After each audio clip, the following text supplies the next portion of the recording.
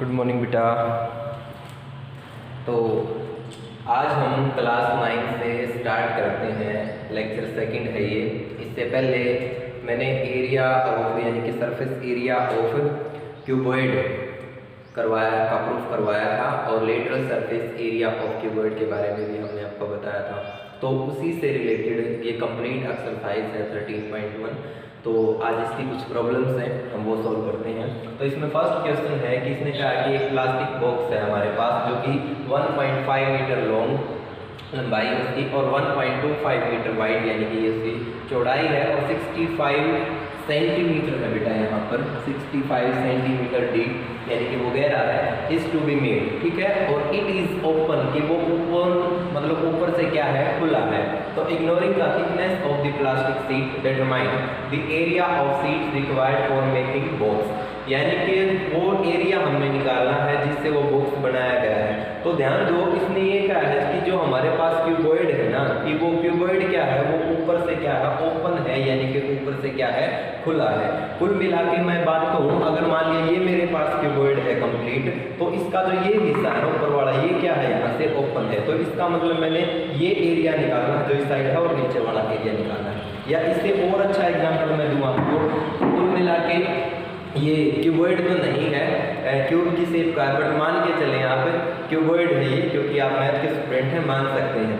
अब मान लिया ये मेरे पास क्यूबॉइड है, तो इसने कहा कि ऊपर से ओपन है ये, तो इसका ये वाला हिस्सा है ना, ये खुला है, मीन्स ये है ही नहीं मेरे पास, ये यहाँ से क्या है, ओपन है। तो मैंने एरिया जो है इसका इस साइड का निकालना है और नीचे वाला एरिया निकालना है। और मैंने आपको बताया था अगर ऊपर वाला हिस्सा खुला और नीचे वाला हिस्सा खुला तो इसका मतलब लेंथ और ब्रेड्थ वाला केस है ना बेटा, वो क्या होता है, सब्ट्रैक्ट होता है, ठीक है।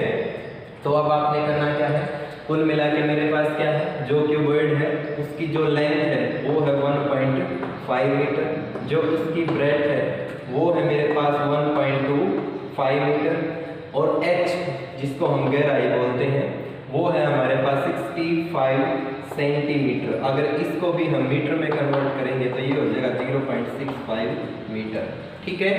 तो मेरे पास L है, B है और H है। मैंने निकालना क्या है, फर्स्ट पार्ट में the area of sheet required for making box, और क्योंकि बॉक्स क्या है, ऊपर से खुला है, तो रिक्वायर्ड एरिया क्या हो जाएगा इस केस में, रिक्वायर्ड एरिया।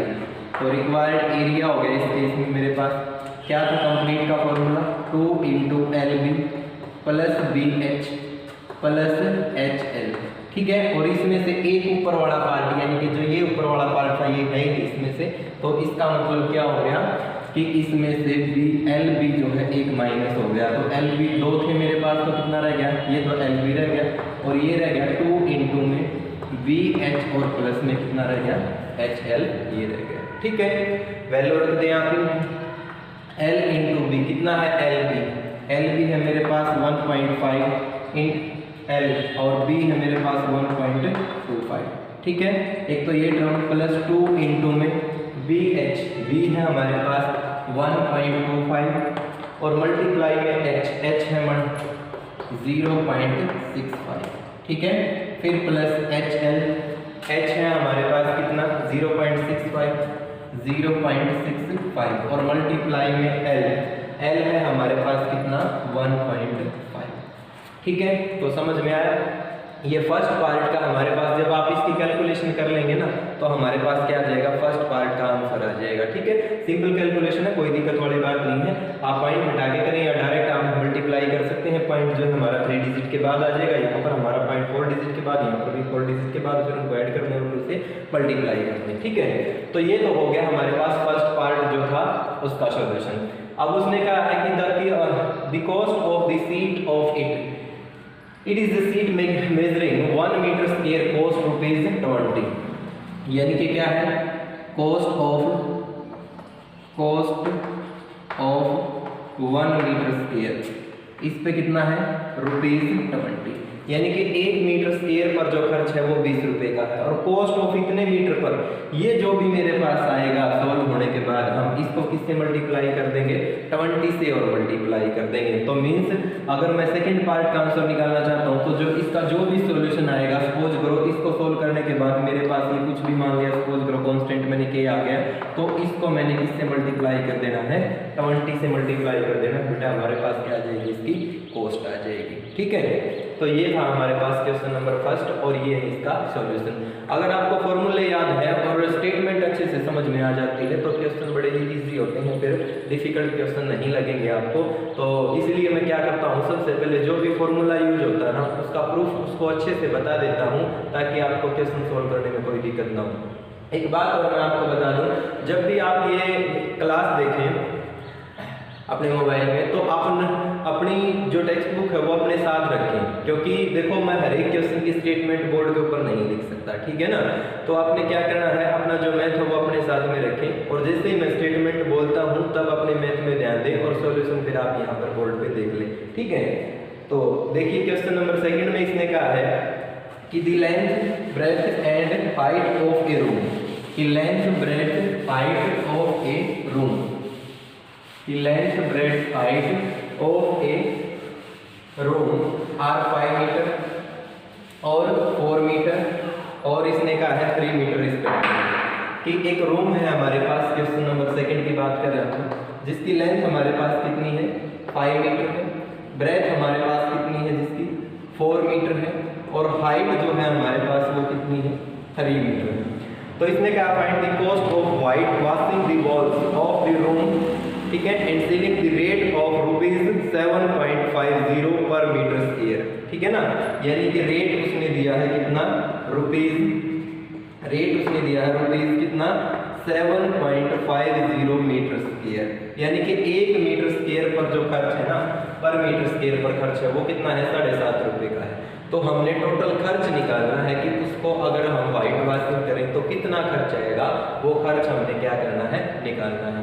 तो ध्यान दो बच्चों, कुल मिला के ये केस भी हमारे पास कैसा है, एक से पहले वाला जो क्वेश्चन था ना सेम वैसा ही केस है, क्योंकि उसने ये क्या कहा है कि हमारे पास एक ऐसा घर है जिसकी ये चारों तरफ की वॉल होगी, इनके ऊपर पेंट करना है और ऊपर जो छत है उसके ऊपर भी पेंट करना पड़ेगा क्योंकि उसको हम खुला नहीं छोड़ेंगे। लेकिन जो ये नीचे वाला फर्श हो गया ना, इस पे तो पेंट नहीं करेंगे ना बच्चों, क्योंकि नीचे वाले फर्श पे पेंट कभी आपने देखा नहीं होगा। तो कुल मिला के ये नीचे वाला हिस्सा क्या हो गया, आपकी बार गायब हो गया। अब जब नीचे वाला हिस्सा ये गायब हो गया तो इसका मतलब मैंने एरिया क्या निकालना है, सेम वही जो नीचे, यानी कि जो हम स्टार्टिंग में LB लेते हैं, एक LB को मैंने क्या कर देना है, माइनस कर देना है। तो कुल मिला के क्या था मेरे पास था total surface area of cuboid, वो था 2 इंटू LB प्लस BH और प्लस HL, ठीक है। और मैंने बताया क्योंकि मेरे पास जो अब की बार जो कमरा है वो इस साइज का है, इसके यहाँ पेंट करना है, यहाँ करना है, यहाँ करना है, यहाँ करना है और ऊपर छत पे भी करना है। जो छत हमें नीचे से दिखाई देती है ना वहाँ करना है, लेकिन जो नीचे वाला फर्श है उस पर पेंट नहीं करना। तो कुल मिला के ये हिस्सा इसमें नहीं है, तो इसलिए क्या होगा, इसमें से भी माइनस के 1 LB क्या हो जाएगा, माइनस हो जाएगा। तो क्वेश्चन बिल्कुल सेम पहले वाला ही क्वेश्चन हो गया ये। तो ये क्या हो जाएगा हमारे पास, और ज्यादा सिंप्लीफाई करूँगा, 2 LB है, 1 LB घटाऊंगा तो LB रह गया और ये 2 इन दोनों के साथ मल्टीप्लाई होगा तो 2 इंटू में क्या है, BH प्लस में क्या है, HL है। तो इसको मैंने क्या करना है, सिंप्लीफाई करना है, वैल्यू मेरे पास ये है, ठीक है। तो L इंटू B को मैंने सोल्व किया तो ये आ गया मेरे पास 20, 2 इंटू B इंटू H को मैंने सोल्व किया तो ये आ गया 12 और HL को अगर मैंने सोल्व किया तो ये आ गया मेरे पास कितना, 15 आ गया, ठीक है ना, कितना आ गया, 15 आ गया। तो ये जो भी मेरे पास क्या आता है, total surface area of cuboid आता है, जो भी मैंने निकालना था पेंट के लिए, ये जितना भी आता है फिर इसको मैंने किससे मल्टीप्लाई कर देना है, इसको मैंने मल्टीप्लाई कर देना है 7.50 से, ठीक है ना। तो जो भी मेरे पास आ जाएगी वो क्या आ जाएगी, कॉस्ट आ जाएगी कि कितना खर्च उसके ऊपर होगा, ठीक है। तो ये था बेटा क्वेश्चन नंबर सेकंड। थोड़ा स्पीडली करवाना पड़ेगा क्योंकि वीडियो जब भी हम बनाते हैं तो उसमें स्पेस बहुत ज़्यादा लगता है, तो इसलिए मैं कोशिश करता हूँ कि छोटी छोटी वीडियो बनाई जाए और कम टाइम लगे और ज़्यादा क्वेश्चन हम सोल्व कर लें। तो अगला क्वेश्चन देखिए, the floor of the rectangular hall has a perimeter of 250 metre.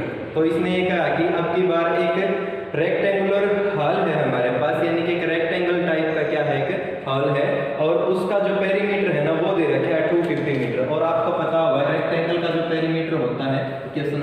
हम सोल्व कर रहे हैं, वो होता है 2 इंटू एल प्लस बी। वो हमारे पास कितना दे दिया इसने, 250 दे दिया। इस 2 को मैं इस साइड लेके जाऊंगा तो ये हो जाएगा डिवाइड, एल प्लस बी किसके इक्वल आ जाएगा, डिवाइड करूंगा तो 1, 2 और 5, ठीक है ना, मीटर, यानी कि इसको मैंने क्वेश्चन नंबर फर्स्ट मान लिया है।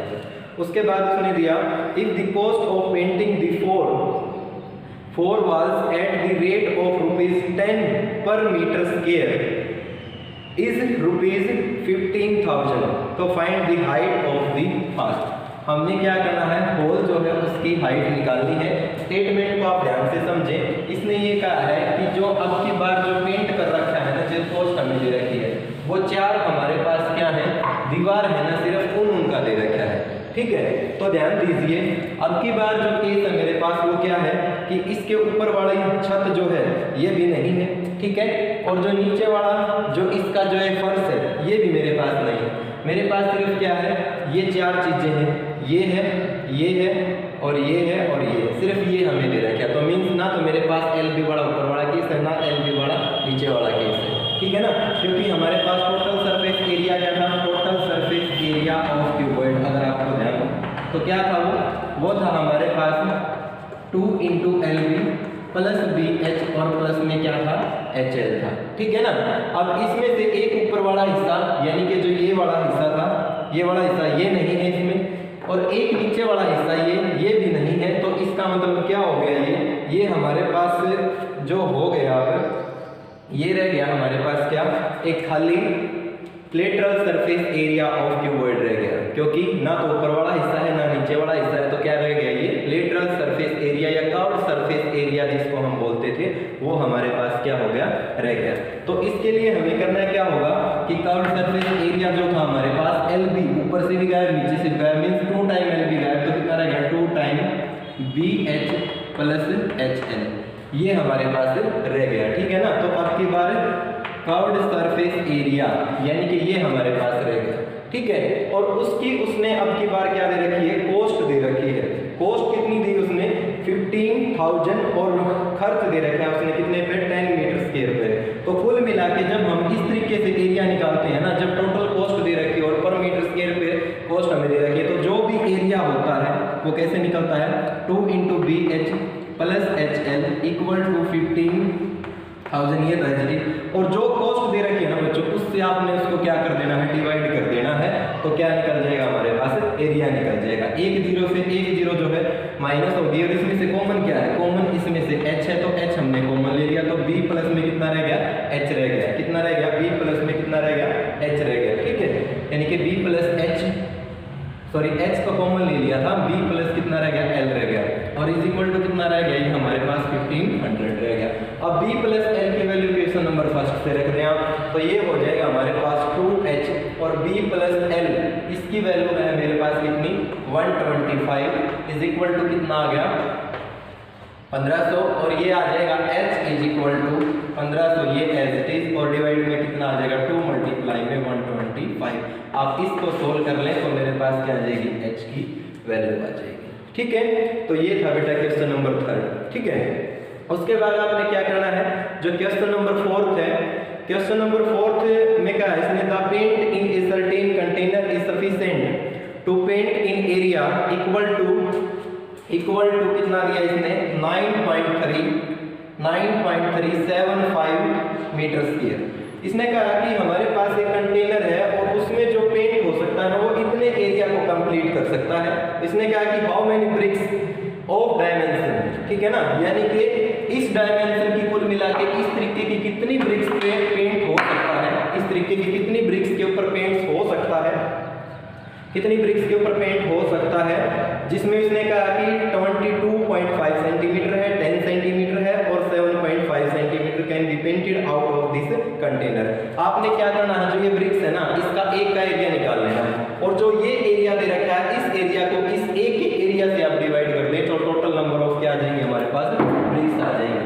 अब क्वेश्चन ये है कि जो इस केस में डायमेंशन दे रखी है, एल दे रखा है 22.5 सेंटीमीटर, और बी जो दे रखा है वो कितना दे रखा है, 10 सेंटीमीटर, और एच जो दे रखा है वो दे रखा है बच्चों 7.5 सेंटीमीटर। तो कुल मिला के आपने क्या करना है, ये निकाल लेना है 2 इंटू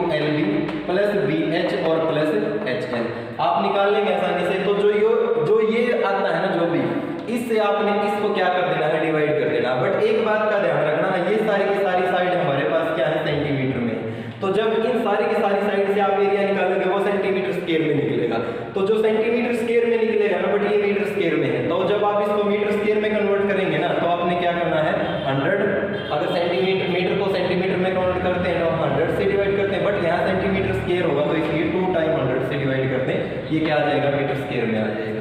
तो जो ये एरिया आया हमारे पास एक ब्रिक्स का, इस एक ब्रिक्स के एरिया को आप कंप्लीट जो स्टार्टिंग में एरिया दे रखा है उससे डिवाइड कर दें, टोटल नंबर ऑफ ब्रिक्स आ जाएंगे और उसकी संख्या आएगी बेटा आपके पास 100। ठीक है, तो आज के लेक्चर में बेटा आपने एक्सरसाइज 13.1 से क्वेश्चन नंबर 4 तक ही करना है। जो क्वेश्चन नंबर 4 बाकी के रह गए हैं वो हम अगले लेक्चर में करेंगे। तो आज के लेक्चर में बस इतना।